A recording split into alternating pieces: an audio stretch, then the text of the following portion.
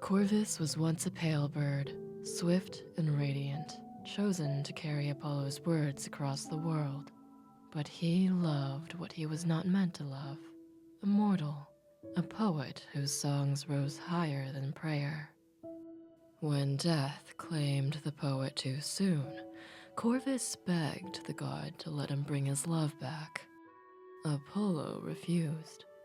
Grief consumed him.